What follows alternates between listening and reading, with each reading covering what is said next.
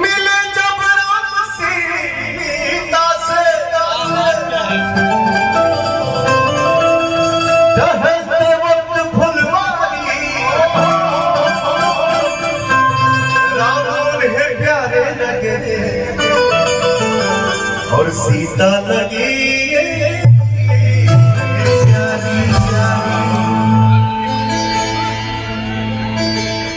देख कर श्री राम जी को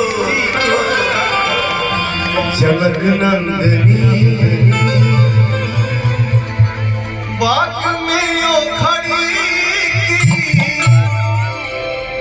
रह गई।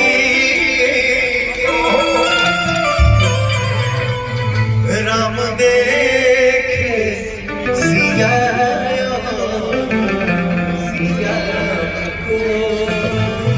चारों अखियां लड़ी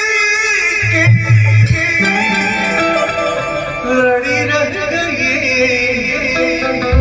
देखकर श्री राम जी को जनक नंदनी बाग में जो खड़ी की खड़ी रह गई। हमार बहन जेकर जेकर आज शादी भइल है अपने घर में जाइए तो अपने घर में अपने से बड़ों का सबका सत्कार करिए, सबके साथ अच्छा व्यवहार करिए।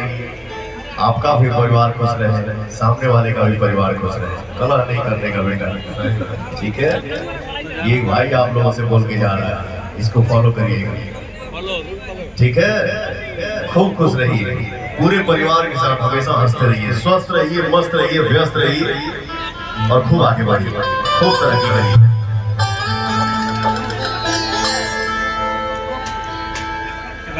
के बुलाएगा